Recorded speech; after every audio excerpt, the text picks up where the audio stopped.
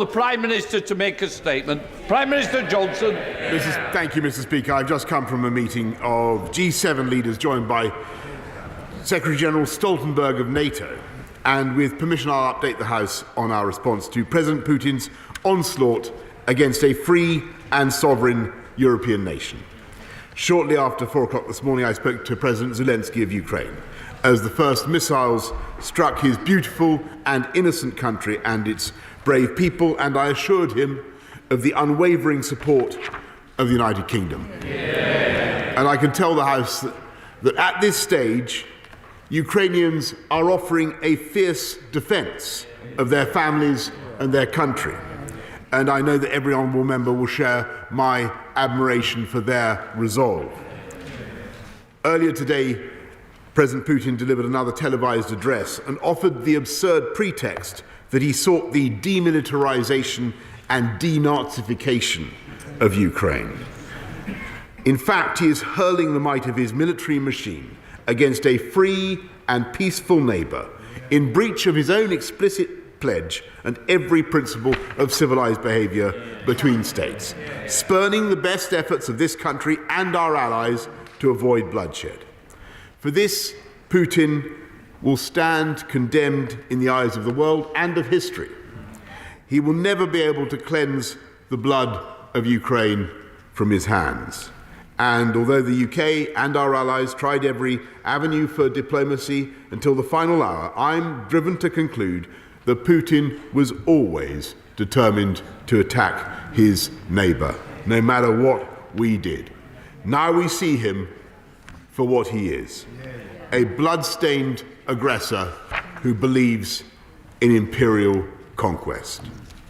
I am proud that Britain did everything within our power to help Ukraine prepare for this onslaught, and we will do our utmost to offer more help as our brave friends defend their homeland.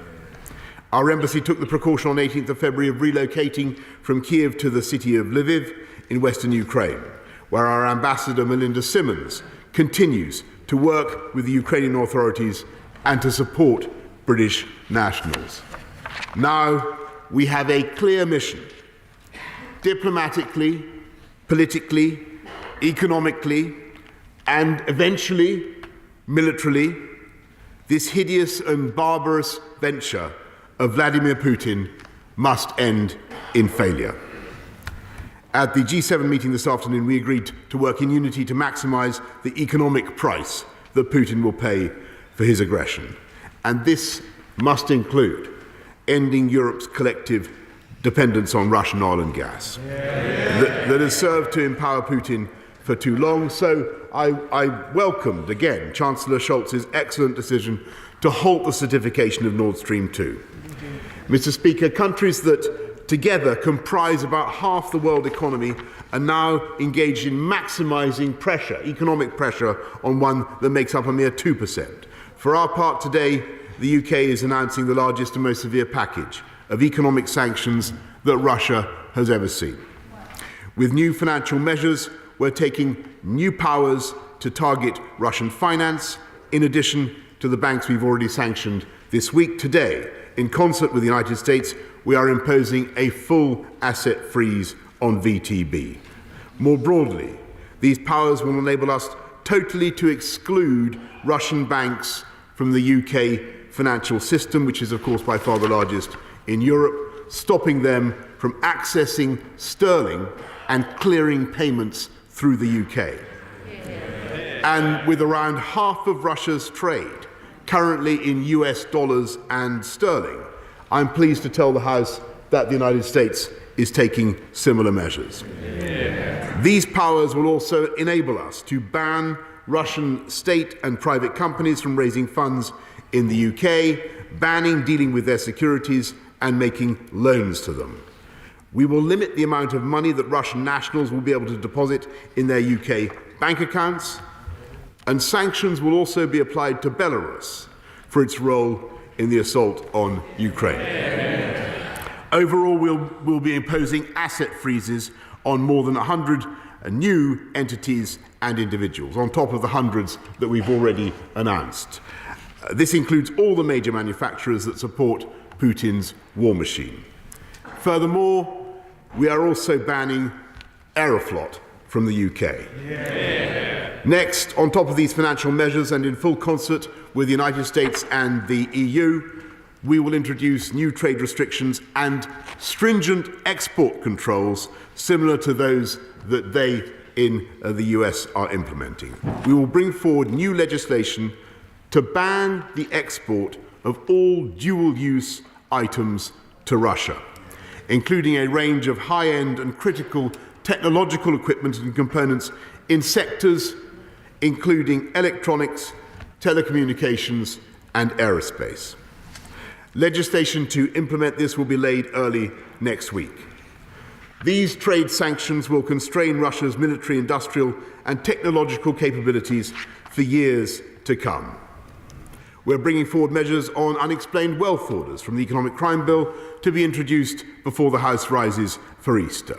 And we will set out further detail before Easter on the range of policies to be included in the full bill in the next session, including on reforms to Companies House and a register of overseas property ownership.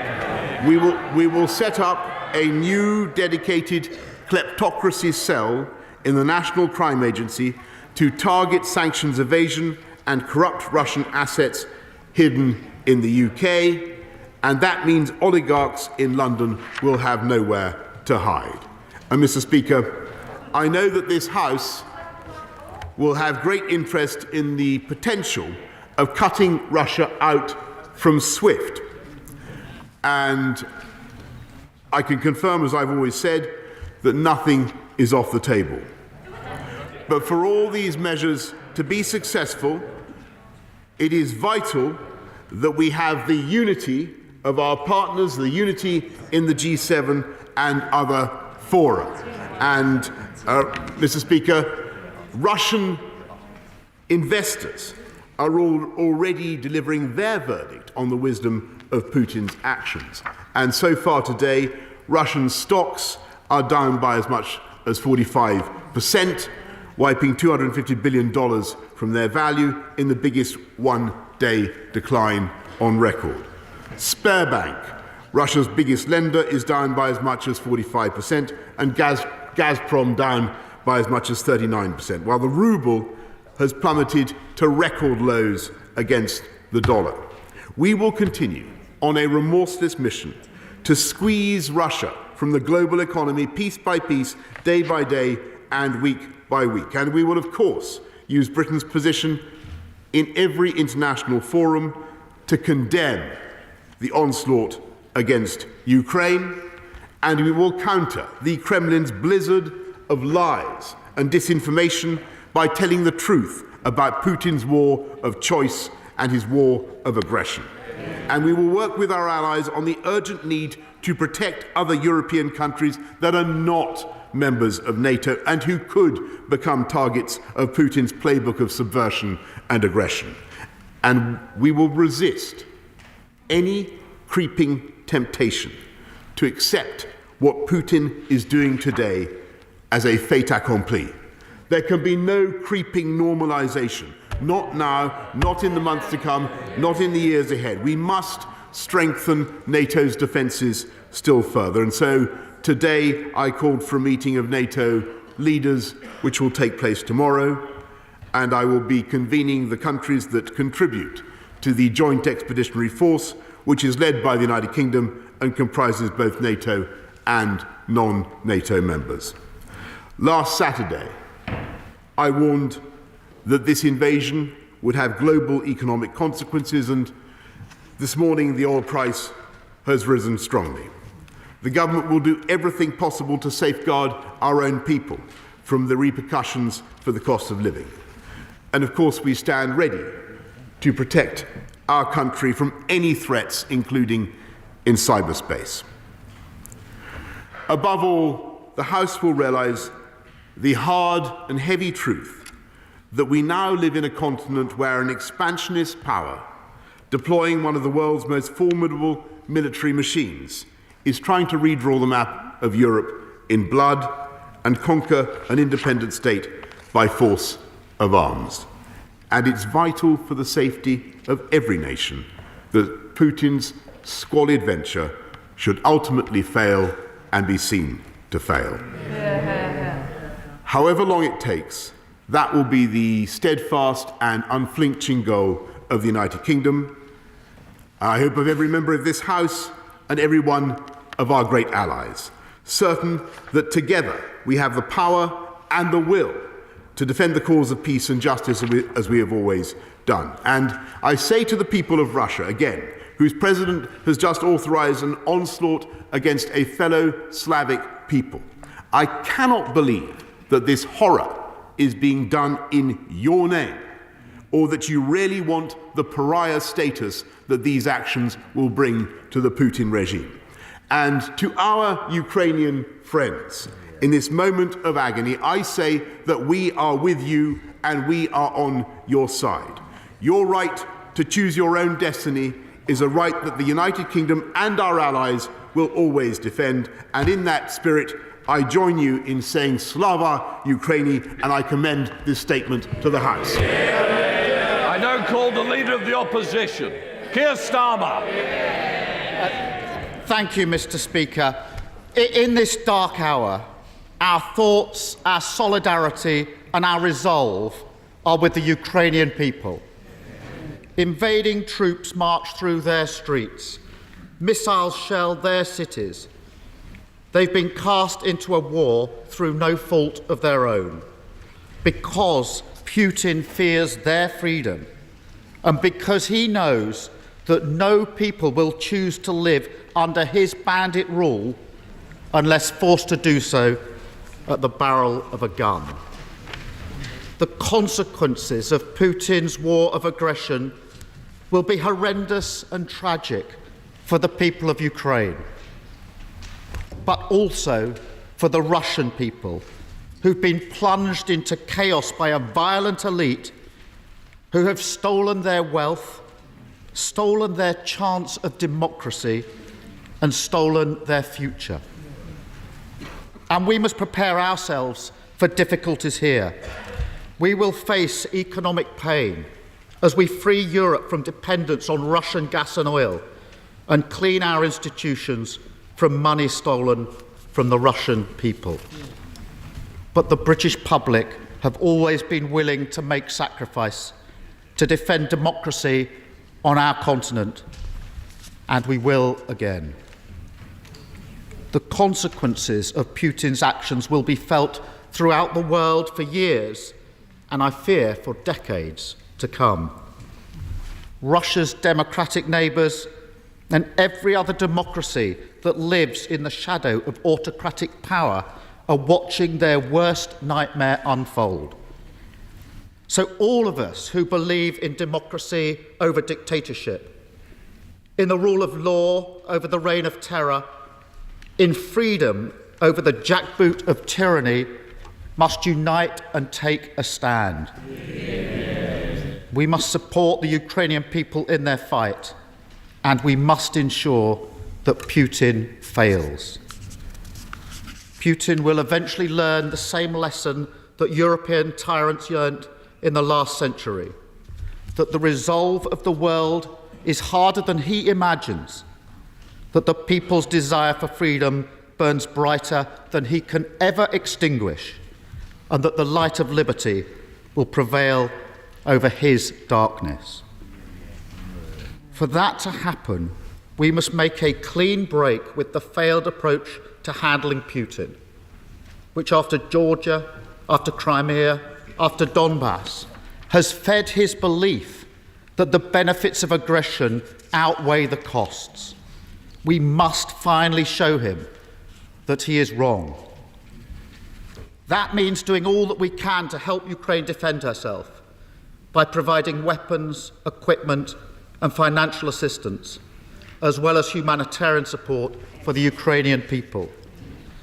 We must urgently reinforce and reassure our NATO allies in Eastern Europe, who now stand at the frontier of Putin's aggression. And the hardest possible sanctions must be taken against the Putin regime. It must be isolated, its finances frozen, its ability to function crippled. That means excluding Russia from the financial mechanisms like SWIFT and banning trade in Russian sovereign debt. I welcome the set of sanctions outlined by the Prime Minister just now and pledge opposition support for further measures. And there are changes we must make here in the UK. For too long, our country has been a safe haven for the money that Putin and his fellow bandits stole from the Russian people. It must now change. Cracking open the shell companies in which stolen money is hidden will require legislation. Bring it forward immediately, Prime Minister, and Labour will support it, along with the other measures that the Prime Minister has just outlined. Thank you, and we will support it. Mr. Speaker, this must be a turning point in history. We must look back and say that this terrible day was actually when Putin doomed himself and doomed his plan to reassert Russian force as a means of controlling Eastern Europe to defeat. We know how Putin operates, so we know how to defeat him. He seeks division, so we must stand united. He hopes for inaction, so we must take a stand.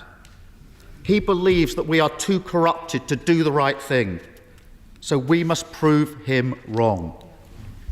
I believe we can, and in this dark hour, we can step towards the light. Thank you, Mr. Speaker. Prime Minister. I want to say how grateful I am to the Right Honourable Gentleman for the terms in which he has just spoken and the robust support that he is offering to the government and to the Western Alliance, Mr. Speaker, at a very, very difficult time. And I think the whole House can be, turning to some of the issues that he raised very briefly, I think the whole House can be proud of the role that the UK has played in pioneering military support, logistical support to the Ukrainians, the role that we played in bringing together a ferocious package of sanctions, which we will now implement. And we will bring our allies together, Mr. Speaker, to protect NATO, to show that President Putin will get a tougher Western alliance as a result of his actions, not a weaker Western alliance. And I think, Mr. Speaker, that events will show that the Russian president has profoundly miscalculated. He believes that he is doing this for his own political advantage. I believe the exact opposite will prove to be the case because of the resistance that will be mounted against what he is doing, not just in Ukraine, but around the world. And we will support those Ukrainians, Mr. Speaker. We will support them economically, diplomatically, politically, and yes, militarily as well. And I know that in due time we will succeed. Theresa May. Thank you, Mr. Speaker. Can I welcome my right honourable friend's statement this afternoon? This House and this country are united in our defence of democracy and our support for the Ukrainian people. Vladimir Putin has initiated war in mainland Europe. The response must be unequivocal and absolutely clear. So will my right honourable friend confirm that the government is putting in place every possible economic sanction so that Russia feels absolutely the cold wind of isolation and the Russian people understand that Vladimir Putin has brought their state to a pariah state? Prime Minister. I thank my right honourable friend, and she's absolutely right about what the government is setting out to do, and I do indeed believe that that will be the result for Putin and his cronies. We now come to the SNP leader. Thank you, Mr. Speaker. Let me thank the Prime Minister for an advance copy of the statement, and let me also welcome the very close contact he has kept with the Ukrainian President, of course, importantly, overnight. I was grateful that I had a chance to meet this afternoon with the Ukrainian ambassador to the UK and indeed with Ukrainian MPs. Our thoughts and our support is very much with each and every one of them, as it is with all of the people of Ukraine. Mr. Speaker, although last night's events have been prophesied and predicted for some time, the acts of Russian violence, aggression and tyranny are no less shocking. What we are witnessing is a full-scale invasion. It is an act of war. This is, first and foremost, an unprovoked attack on the peace and the innocence of Ukraine and of its people. But it's equally an attack on international law, an attack on our European democracy, an attack on the peace that our continent has so carefully built over the last 75 years. President Putin, and President Putin alone, bears responsibility for these horrific acts. And it is he and his Kremlin cabal who must pay a massive price for their actions. It is important to say to the Russian people that we know that Putin is not acting in their name. He is a dictator. He is an imperialist. He is a tyrant. He is much a threat to his own people as he is to all of us. Mr. Speaker, this is a moment for unity, and it's especially a moment for European unity. All of the economic sanctions that are now finally being implemented have one clear objective: the complete economic isolation of the Russian state. Can the Prime Minister confirm that this is the objective and that he has agreed that with his international allies? That economic isolation must include sanctions on Putin and his network of oligarchs and agents, their expulsion from countries around the world, sanctions on his banks and their ability to borrow and function, and sanctions on his energy and mineral companies. And as I said yesterday, it must finally mean clearing up the sewer of dirty Russian money that has been running through the City of London for years. And I know all the complications involved, but can I ask the Prime Minister that the actions to be taken to suspend Russia from the SWIFT payment system, one of the steps that would hit the Putin regime the hardest. But just as we rightly seek to punish Putin, we must redouble our support and solidarity for the Ukrainian people. Can the Prime Minister give further details on the humanitarian aid being deployed and the plans in place to offer refuge and sanctuary where necessary to those that have been displaced? And what plans are in place to evacuate the families of UK citizens currently in Ukraine, given that commercial flights have now stopped? Mr. Speaker, let's not fall for the Kremlin propaganda that they are prepared to soak up any sanctions.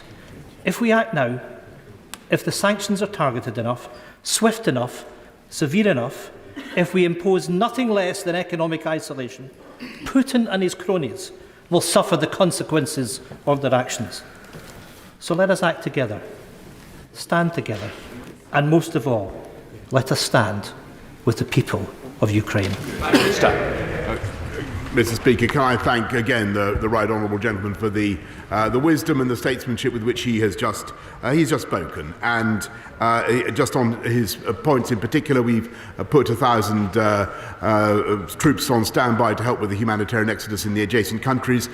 We have people in forward presence in the adjacent countries to help UK nationals come out, and he's quite right, Mr. Speaker, that the way to make these sanctions work, as we discussed today in the G7, where there is a great deal of unity, is that we do them together and we do them at the same time, and that's what we're doing. Can I just say to everybody, the Prime Minister's got some very important meetings. We'll be running this to 6:30. Those colleagues who don't get in, we are keeping a list like we did from the other day to try and ensure that everybody does get a voice in a very, you'll have to sit down a minute. It's a very, very important matter.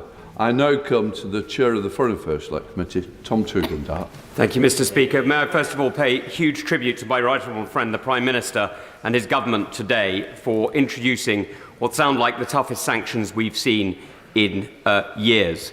May I ask him, however, to look wider than simply the Russian people and to look at all those who are enabling Putin's economy, those who sit on boards of the businesses that finance him, whether they are former Chancellors of Germany or former Prime Ministers of France. May I ask him to look here close to home at those who enable, who propagate the propaganda that is being used by Putin to undermine his own people and free people everywhere, and to update the Treason Act so that we can identify them and call them what they are, traitors. Can I also ask the Prime Minister one last question, which is when he speaks to to people around the world that he speaks with the truth that he can in Russian through the BBC Russian service and starts to broadcast in languages other than Russian into Russia so that all Russian peoples can know their oppression doesn't need to exist. They don't need to side with a tyrant. Prime Minister.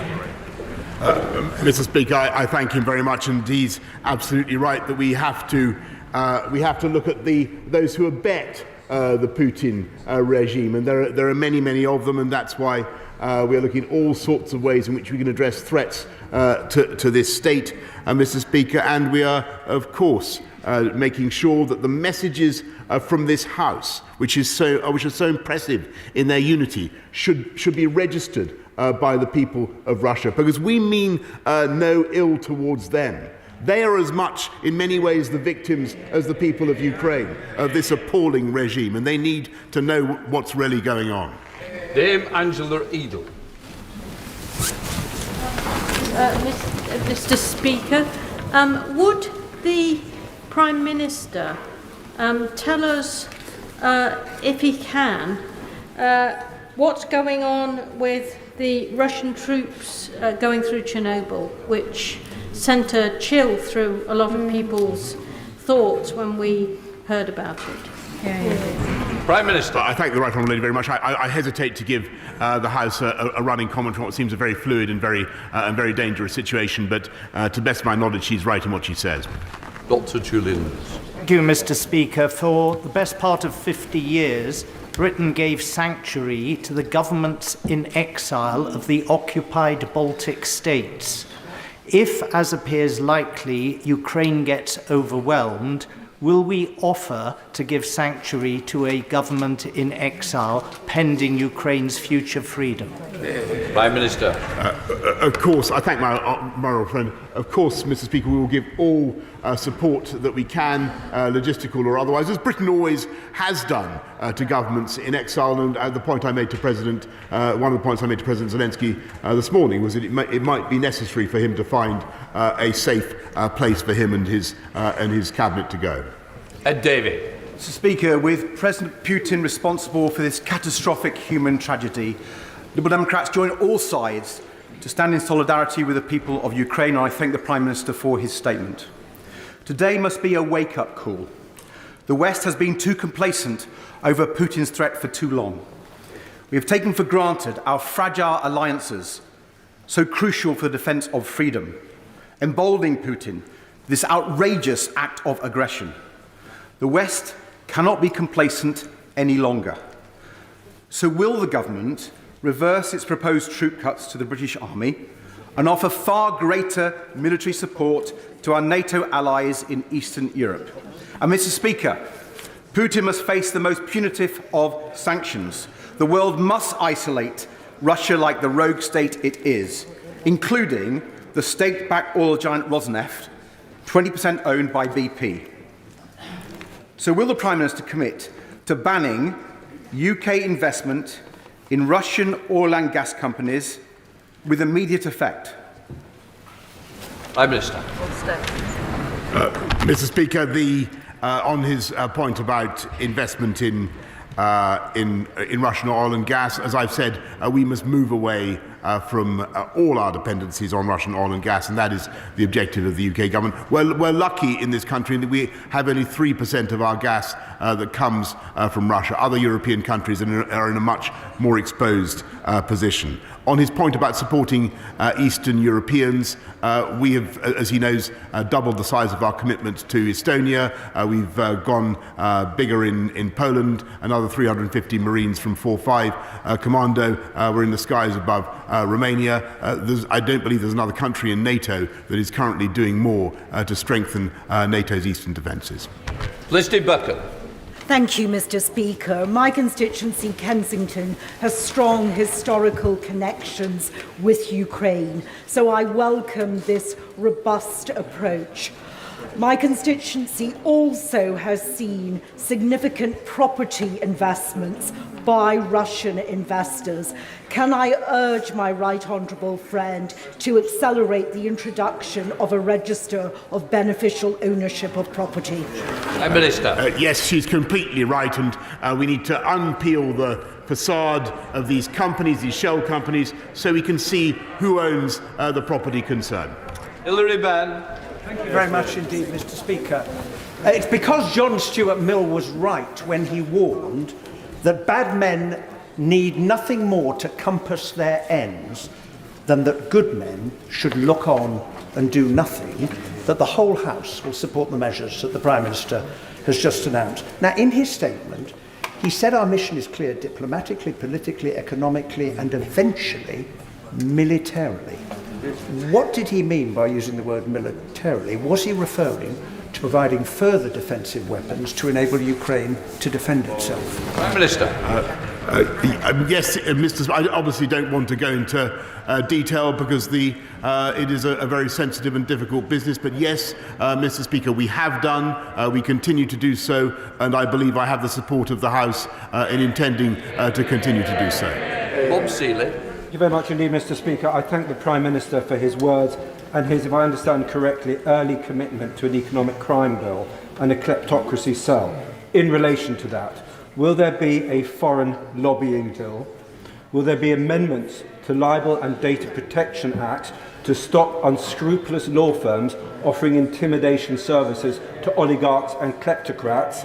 And will the NCA be properly funded, as the ISC report suggested, so it will be able to take on the kleptocrats, the autocrats and the oligarchs in this country?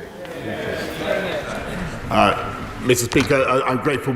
As I said in my opening statement, we are setting up a new combating kleptocracy cell in the National Crime Agency to target the very individuals that he mentions. Sarah Chapman. Thank you, Mr. Speaker. Let us be under no illusion. We are on the brink of a potentially enormous humanitarian crisis, which could see massive loss of life and widespread suffering for the Ukrainian people, and all to suffer the warped Tsar complex of the Russian president. The attack on Ukraine is also likely to cause mass displacement of people, potentially triggering a significant refugee crisis in Europe. So can the Prime Minister tell us what he is doing to support the Ukrainian people who stay and those who choose to flee? She makes a very important point, and I'm grateful, Mr. Speaker, because the humanitarian impact threatens to be enormous, and that's why I've said what I've said about supporting those refugees as they come out of Ukraine. But we've got to make sure that we do everything we can to stabilise the Ukrainian economy, to support the government and as far as we possibly can. And that's why yesterday, on Tuesday, I should say, I announced the $500 million extra package of development aid on top of the £100 million we've already given. Other countries, our friends and allies, are working with us to do much more. Jeremy Hunt. Does the Prime Minister agree that the international order as envisaged in the Atlantic Charter of 1941 has been the most successful in the history of freedom and democracy? And as one of the architects of that order, we have a special responsibility to defend it. And whilst today's sanctions are extremely welcome, it cannot just be economic measures. We need a fundamental review of our military capability, including revisiting the integrated review, whose assumptions may now be out of date.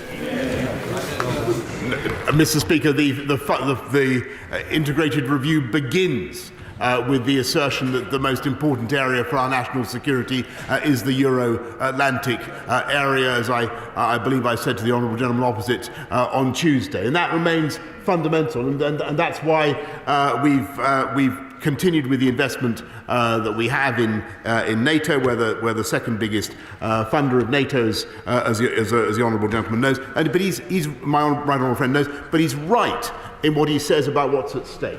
This is about the whole idea of that wonderful thing that was so inspiring when some of us were young, of a Europe whole and free, that fantastic revolution that happened in 1989 and 1990 when communism fell, Mr. Speaker. It was a great moment for humanity, and we mustn't allow it to slip through our fingers. Clive Lewis. Thank you Mr. Speaker. I would like to say on behalf of the people of Norwich that we show our solidarity with the people of Ukraine. But warm words will not defend the Ukrainian people. I've been speaking to people who have been liaising with Ukrainian trade unions, people who've been fighting privatisation and wage cuts. But they say one thing, that they will not run from their homes. They will defend their families. Those people need to be able to defend themselves. I support the Prime Minister's assertion that we will be providing more defensive capabilities for that end. But let me say one thing, Prime Minister and Mr. Speaker. Will you agree, Prime Minister, that we must have an end to this by a negotiated settlement and not by an escalation of military means? Mr. Speaker, I think the whole House, everybody in the world would want President Putin to have chosen the path of negotiation. He had that moment. And that's why, if you remember, we had that discussion in this House on Tuesday about that perilous moment which we all discussed. He had that opportunity. I'm afraid he's missed it.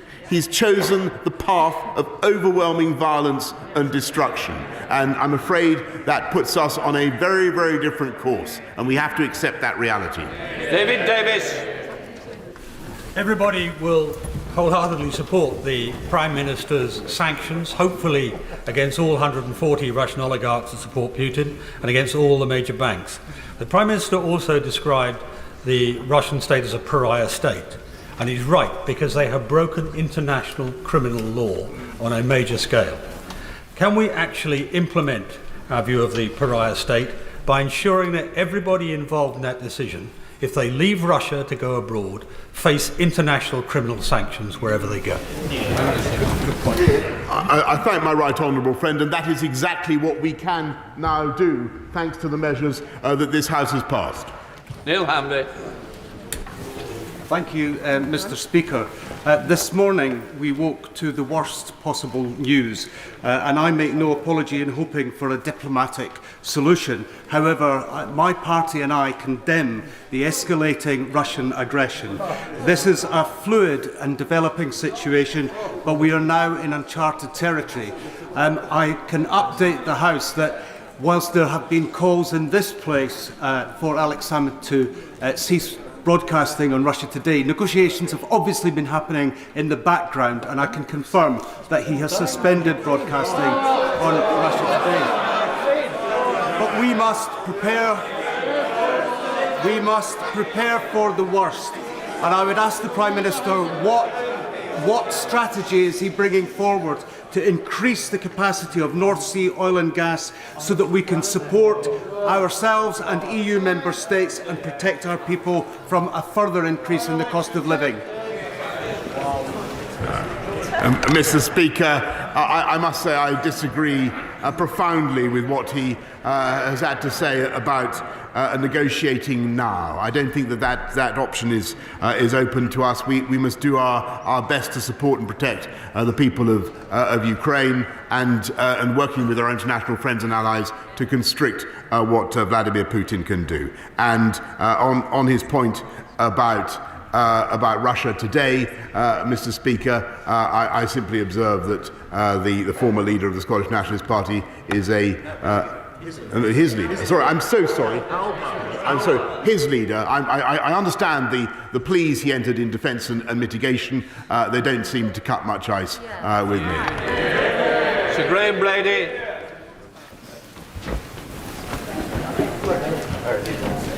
I wasn't standing. Steve Crabb is the name.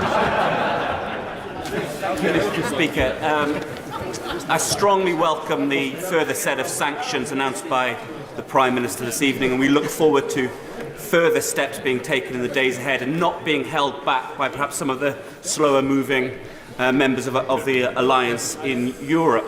But does the Prime Minister agree with me that if sanctions are really to bite on Putin and his gangster government, then inevitably it will mean cost and inconvenience to UK economic interests, but that cost and inconvenience will be of as nothing compared to what the people of Ukraine are going through, and we stand with them this evening.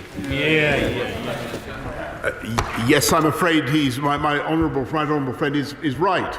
It will mean cost. It will mean inconvenience. It will mean difficulty for us in the UK.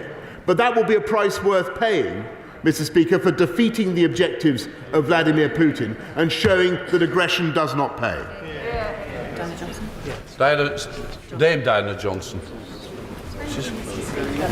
Could I just follow up on the question from the Honourable Member for the Isle of Wight about the Combating Kleptocracy cell in the National Crime Agency, and just seek from the Prime Minister a view whether additional powers will be required for the National Crime Agency and additional resources for them to do their work. I thank her very much. They will, of course, they have plenty of existing statute, but the additional powers that they will have, amongst other things, will be the ability to peel back the facade of ownership, which I think will be extremely valuable. Jonathan Ginocchia. Thank you, Mr. Speaker. Whilst this terrible, appalling incident is, of course, directly the cause of Russia, I think it's appropriate that we also recognise that over the last 14 years, the UK, the EU, the US collectively have not been attentive to Russia in the way that we should. Can my right honourable friend now say that whatever happened in the past, moving forward, we are not going to let Russia fall between our fingers again? Mr. Speaker, I think the lesson of 2014 is that the whole of the West failed to respond in the way that we should. And when a sovereign country was invaded and part of that country was occupied, I'm afraid it was quite wrong that we tried to manage the situation with the various diplomatic processes that we did, which in the end produced absolutely nothing except finally this catastrophic invasion today. We have to a bitter lesson, Mr. Speaker, about how to deal with Vladimir Putin. Thank you, Mr. Speaker. I agree with the Prime Minister that it seems like the curtain has now come down on that era that began in 1989, and we've lived in an era of change since then. This now feels like a change of era. In this new era, the permissive environment that we created for the Kremlin's quartermasters to live, to invest, and to party in London, sometimes with the Prime Minister himself, that must now come to an end. So let me ask the Prime Minister this. Will he undertake to ensure that every visa issued to a Russian dual national is now reviewed, and where proximity to President Putin is proven, that citizenship should be stripped away? Yes, Mr. Speaker, we are doing that, though I think it is. I just think it's worth the House remembering the point that I made the other day. Not every Russian is a bad person, Mr. Speaker, can I welcome the package of sanctions the Prime Minister has set out? And whilst I understand why it's not been possible to suspend Russia from the SWIFT payment system at this stage, can I ask what work we're doing with our European allies to offer them reassurance so that eventually we can get to a position when they can be suspended, because that is by far and away the biggest thing that will isolate the Russian economy. Good question. My honourable friend is spot on. The biggest thing would be if everybody stopped taking Russian hydrocarbons. But SWIFT is extremely important. And it's a Belgian company, as I'm sure the House knows. We're raising it. We're trying to make progress with our friends. But for obvious reasons, it has to be done in unison. Stuart M. MacDonald. I'm grateful, Mr. Speaker. This morning I spoke with friends in Kyiv who were leaving the country with their family, their children, and we've all seen the scenes from the capital of cars trying to get out. So I send my deepest thanks to the embassy team there who are doing all they can to support people.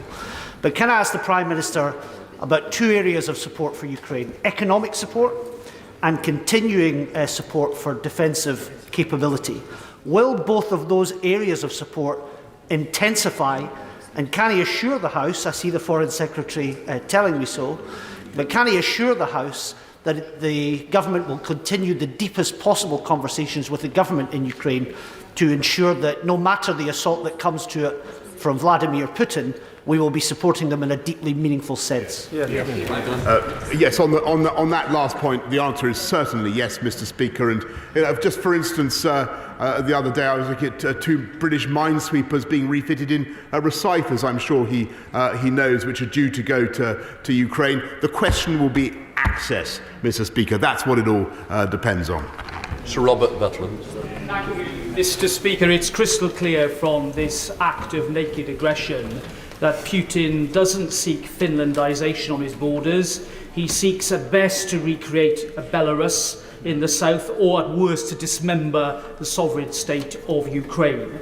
Does my right honourable friend agree with me that that does mean that we need to build upon the outcome of our integrated defence review? We do need to think differently about Eastern Europe from the past. And then at home, with his announcement on bringing forward economic crime measures, it seems that there is a consensus in this House that could allow us to bring forward emergency legislation to bring those important measures to really hit those people hard and hit them now. Speaker, I think that is clearly the will of the House, and it is the will of the government, and that's why we'll be taking those important measures, bringing them forward on Monday. Shanara Ali. Mr. Speaker, my thoughts are with the Ukrainian people at this time. And while I welcome the sanctions the Prime Minister's announced today, can he update the House on whether he plans to sanction the major state-owned Russian banks such as Sberbank and Gazprom Bank and the non-state bank Alpha Bank? Thank you. Yes, Mr. Speaker. David Mundell. Thank you, Mr. Speaker. The Ukrainian POW chapel at Lockerbie in my constituency is a focal point for the Ukrainian diaspora in Scotland, and prayers are being said there for their fellow countrymen.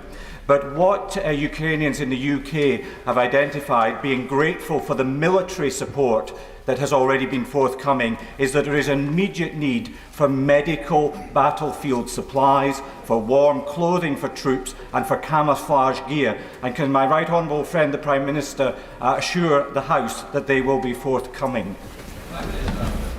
I thank my right honourable friend very much. He raises a very important issue, and we are working on exactly those supplies right now. Van Jones. I thank the Prime Minister for his statement and very much welcome the sanctions that he's announced today. But can he give an assurance that the sanctions that are going to target individuals will also target relatives and connected parties? And like the Honourable Right Honourable Member for Swindon, he mentioned the Economic Crime Bill. We've got the review of the Official Secrets Act and the Foreign Registration Act. Why can't we bring them forward and do them now? They would get huge support. And we've been waiting for some of these for nearly 2 years. Mr. Speaker, I can tell him that we will certainly be making sure that we are able to sanction and do sanction relatives and other interested parties, and there'll be a rolling programme of intensifying sanctions. Crispin Blunt. Having been one of the officials that accompanied the then Defence Secretary to both Moscow and Kiev in 1993, I'm in no doubt that the signatories of the United States and the United Kingdom on the Budapest Memorandum gave Ukraine the confidence to give up its nuclear deterrent. Will my right honourable friend support the United States, to whatever extent it is prepared to go, to stand alongside the United States in giving whatever military support it's prepared to do so to Ukraine? My right honourable friend is absolutely right to remind the House of the 1994 Budapest Memorandum, which had exactly that effect and created exactly that obligation on us as one of the signatories. Boris Johnson. Mr. Speaker, the Prime Minister will be aware that we are on this side of the House very keen on these sanctions. Although, does he share with me the worry that the record of driving out dictators and demagogues with these sanctions isn't always that successful? Does he share my concern that if we've read what Putin has been saying these last few hours, here's a man that might not stop at Ukraine. He might go into a NATO country. And are we playing that scenario? Because many of us think that might be the next step. The right honourable gentleman is absolutely right to raise that appalling possibility, and it is vital that we reaffirm again that under Article 5 of the NATO treaty, we stand foursquare behind every one of our NATO allies and will come to their defence. Ian Duncan-Smith. Speaker, can I say to my honourable friend that with Ukrainian men and women dying to fight against the Russians for their freedom today, those who are calling for negotiation at this point can only please that rambling wreck of a neo-Nazi sitting in the Kremlin, and they should be shunned. Secondly, can I just say to my honourable friend today, the ambassador from Ukraine asked desperately whether NATO would look at a no-fly zone. I know it's a difficult choice, but could my honourable friend step to the dispatch box and make it clear that in this particular case, he rules nothing out?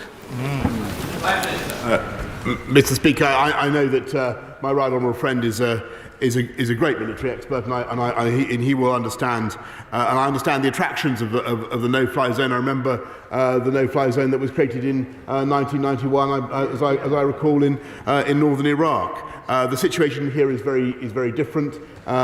We would face the risk of having to shoot down Russian planes, Mr. Speaker, and that is something that I think the House would want to contemplate with caution. Lord Russell Moyle.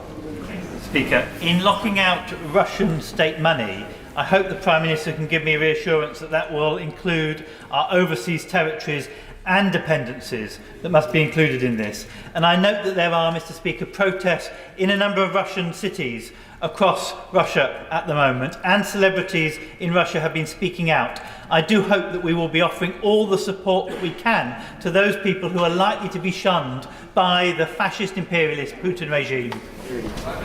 Yes, and can I say, Mr. Speaker, that one of the reasons why I want to keep our fantastic British embassy staff in Moscow, even though the temptation is there simply to sunder diplomatic relations with Putin, I want to keep them there to support groups such as the ones he mentions.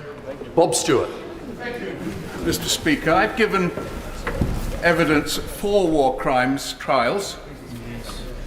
It was genocide and crimes against humanity the people were charged with.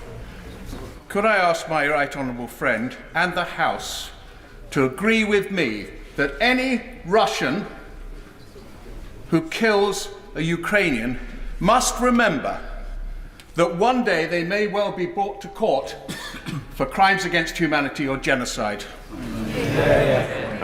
Yes, Mr. Speaker, and not just any Russian combatant, Mr. Speaker, but anyone who sends a Russian into battle to kill innocent Ukrainians.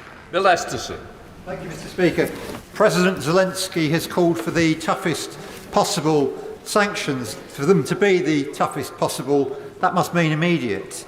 So in his statement, he talked about in the next session for the economic measures, including on Companies House and on the Register of Overseas Property Ownership. But in answer to the Right Honourable Member for Swindon, he said something about bringing forward on Monday. Which of these is it? And if it is Monday, will it have the same effect as is required for that immediate action? We'll be bringing it forward on Monday, Mr. Speaker, and we want to have, I hope, and I'm grateful for the support of the opposition, we want immediately to start cracking down on these individuals. Jesse Norman. Thank you, Mr. Speaker. The whole House will welcome the enhanced package of sanctions that the Prime Minister has announced today. But can I raise the question of football, much beloved to Russian hearts, and in particular issues of ownership, of property and of shareholdings, and of the future participation of Russian clubs in international matches? He's right. My right honourable friend is completely right. The Russians attach a great deal of sentimental importance to football, and they hope to have the UEFA Championship final in St. Petersburg. I cannot for the life of me see how that can currently go ahead. Liz Saville-Roberts. Putin's war on Ukraine is brutal, illegal and a calculated attack on peace and stability in Europe. Plaid Cymru fully supports the actions and sanctions announced today. Putin, his cronies and their personal fortunes must pay for their actions. On a visit to Ukraine, Plaid Cymru leaders spoke to Ukrainian soldiers government officials and organisations admiring Ukrainian people for their strength and their resilience, and they are now in harm's way. With Poland organising medical assistance and Slovakia opening its borders to refugees, will his government mobilise and resource a global effort to support and aid people fleeing this horrific conflict? Again, Mr. Speaker, I thank her very much for her support and her resolve, and I want to assure her that we're, of course, working with our international friends to prepare for a humanitarian crisis. Deanna Davison. Speaker, earlier this afternoon I had the opportunity to speak on a Zoom call with a number of Ukrainian MPs who were all calling for additional support. One of the key things they were discussing is concerns that their communications networks may get shut down. So can I urge the Prime Minister to ensure we're doing all we can to provide things like satellite phones to make sure they can still communicate, not just internally, but with us here in the UK too? Mr. Speaker, she's absolutely right. My honourable friend is absolutely right. There is a threat to communications already, and we're observing it in the contacts that we're having with people in Ukraine. Satellite phones certainly are an option, and we'll be looking at that. Sarah Owen. Thank you, Mr. Speaker. We've rightly heard a lot about tougher trade sanctions today, but nothing about ridding Russian state influence from our democracy. Will the Prime Minister commit to investigating all political donations received from people with links to Putin? And will his government finally bring forward measures to clean up the corrupt Russian money that for far too long has been laundered in the UK? So, Mr. Speaker, all political donations are properly registered and monitored, and I can tell her that we are putting forward and progressively over the last few days and weeks and today the biggest ever package to crack down on dirty Russian money, not just from Russia but from anywhere. Steve Baker. Speaker, I welcome these sanctions today. My right honourable friend's been crystal clear that all Europe needs to end dependence on Russian oil and gas. Could he tell us a little bit more about how he intends to see that comes to pass? Thank you. I thank my right honourable friend. The key thing is to get people, first of all, to recognise the scale of their dependency, as in any addiction. That's what we're doing, and the UK government's been making that point the whole time to our friends, because it's got worse since 2014. But what we're also doing is helping countries, for instance in the Baltic states, to go further and faster with